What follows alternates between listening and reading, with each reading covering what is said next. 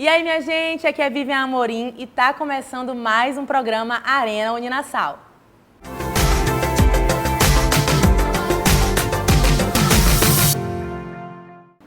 E o tema de hoje será os impactos do uso e do descarte dos plásticos na natureza. Para falar sobre isso com a gente, temos a professora Ellen Fernanda. Seja bem-vinda, Ellen. Obrigada. E também a professora Fernanda que está aqui, olha, xará, né? Encontro de xarás hoje, mais ou menos. Ellen, vamos começar falando então do impacto desse descarte do plástico na natureza? Sim. Hoje o plástico é um dos maiores problemas que nós temos no planeta. Quando a gente fala de meio ambiente, a gente tem muito a entender que meio ambiente é natureza, são os animais, mas a gente esquece que os meio ambientes somos nós, os seres humanos. E eu acho que esse é o grande problema hoje das pessoas entenderem que o planeta Terra precisa ser cuidado por nós. Hoje, para a gente só entender, cada brasileiro gera em torno de 1 quilo de plástico por semana. Ou seja, 11 milhões de plásticos são gerados por ano no país e somente 1,2% desse total ele é reciclado.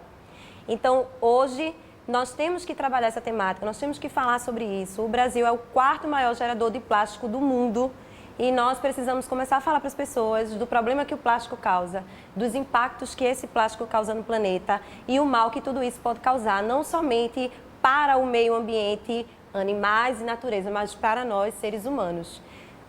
Temos pesquisas hoje que dentro do nosso organismo já existem microplásticos e os microplásticos muitas vezes não são falados e muitas vezes também não são citados pelas pessoas. Esses microplásticos eles podem ser encontrados até nos próprios plásticos biodegradáveis. Então olha só que grande problema nós temos. A gente fala tanto de ter plásticos biodegradáveis, mas que uso nós temos? Como esse material foi feito? De que esse material veio? Então, muitos estudos já mostram que os plásticos biodegradáveis, eles não se decompõem por inteiro e eles se transformam em microplásticos. E aí vem o grande problema de prejudicar a nossa saúde e prejudicar a natureza no sentido animais e meio ambiente também. E que melhorias podem ser implantadas para poder mudar esse cenário? Então, hoje a gente já tem bastante redes sociais também. Eu, inclusive, sou uma das influenciadoras digitais dentro do Brasil, onde a gente fala sobre os impactos que o plástico causa e que tipo de dicas, o que é que a gente pode fazer para a gente minimizar os plásticos no dia a dia. Está estampado aí? Não, essa aqui é o Pense Verde, mas o meu é o Bate-Papo Sustentável. Bate-Papo Sustentável. E o Bate-Papo Sustentável, ele fala justamente sobre dicas para ajudar a população a entender como a gente pode minimizar o impacto, não somente do plástico, mas dos resíduos de uma forma geral. Hoje, para a gente ter noção, cada brasileiro gera em torno de 400 quilos de resíduos por ano, de uma forma geral. E desses 400 quilos, 90% dessa reciclagem ela é feita por catadores de materiais recicláveis. Então, eu queria, assim, enaltecer o trabalho desses grandes agentes ambientais aí do mundo que tem realmente trazido qualidade de vida e melhoria para nós, mas ainda é muito pouco o que nós fazemos. Então, quando a gente fala de plástico, que é o nosso tema principal, a gente fala de 1,2% somente de plásticos que são reciclados e aí vem o grande problema que isso causa em torno de todo o nosso planeta. Recentemente foi implantada em algumas cidades a redução dos canudos de plástico, né? Tem alguma outra ação que você tem em mente para, assim como os canudos, para melhorar? Com certeza. Eu tenho muito orgulho de falar que eu fui uma das, vamos dizer assim, madrinhas, né, do projeto da Uninassal. Nós somos, não somente a Uninassal, mas todo o Grupo C Educacional. Nós fomos a primeira universidade no Brasil a implantarmos o não uso dos canudos plásticos dentro da universidade. E eu tenho muito orgulho de falar isso, porque não só por sermos a primeira, mas por ter tanto desempenho dentro da faculdade de trabalhar essa temática para os alunos, sabe? Ainda existem muitas alternativas, são realmente um pouco mais caras, né? Então muita gente diz, mas é caro a gente ter um canudo reutilizado, mas a gente tem que pensar não somente no que aquele canudo vai trazer de benefícios para a gente, para a natureza, mas também pensar de uma forma geral, quanto tempo aquele canudo vai durar? Quantos outros canudos de plástico eu vou deixar de usar? E isso serve para qualquer outra coisa, para um copo de silicone que a gente utiliza, né? Eu ando com meu copo de silicone o tempo inteiro dentro da bolsa, então eu não uso plástico de jeito nenhum. Os plásticos, para mim, de uso único, eles são realmente descartáveis da minha vida, porque eu não os uso.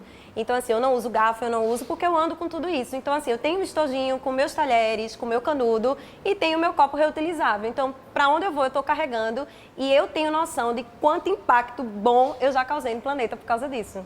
é um tema muito importante, muito rico e muito atual, né, professora Fernanda? Como que você pode abordar isso dentro de uma redação?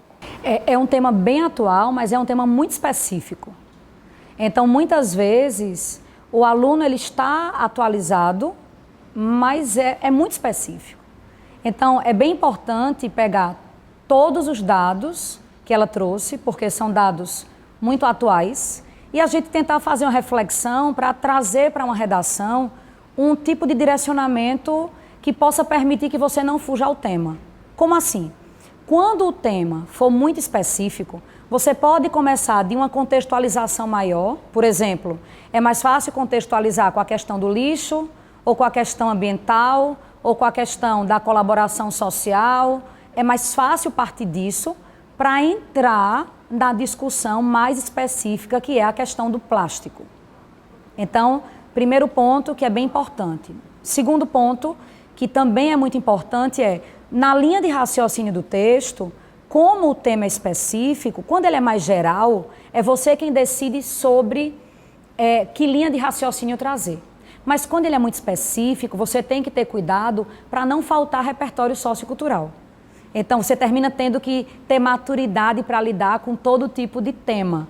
Então, no caso específico de plásticos, a gente poderia desenvolver o raciocínio a partir de um primeiro desenvolvimento de texto que traz o que é que causa essa questão do uso sem regra de plástico, e a gente poderia partir do princípio da educação, da falta de educação em relação a isso, porque se eu não sei os malefícios do plástico na minha vida, na natureza, eu não vou saber como me posicionar diante disso. Então, um primeiro desenvolvimento, nós poderíamos falar de uma necessidade de discussão na esfera educacional, porque muitas vezes a família não tem noção, não tem acesso ao conhecimento, mas a escola precisa ter acesso ao conhecimento. Então, nós colocaríamos no primeiro desenvolvimento essa linha de associação à questão educacional, e no D2 ou no segundo desenvolvimento, quais são as consequências desse plástico para a sociedade, para o meio ambiente. Então, daria para trazer um texto dentro dessa linha de raciocínio e ficaria muito criativo a partir do repertório que ela colocou, porque é um tema que termina demandando o uso de muitos dados. Sim. Não é? Então, tenta aí o pessoal que está acompanhando a gente, volta um pouquinho, anota todos os dados, porque eles serão fundamentais para a construção dessa linha de raciocínio aí que vai seguir. E quanto a repertório sociocultural, poderíamos falar do processo histórico de associação à natureza, sem uma visão romântica. É bem interessante não ter essa visão romântica de achar que não existe, que é exagero, que é geração mimimi, porque os malefícios do plástico hoje, eles já são escancarados em vários meios de comunicação, por mais que nós precisemos falar ainda mais sobre o assunto. Poderíamos falar de Lixo Extraordinário, que é um documentário espetacular, ligado a um trabalho incrível de catadores que tenta resgatar a questão do lixo como sendo algo que termina sendo cultural. A nossa relação com o lixo é uma relação cultural.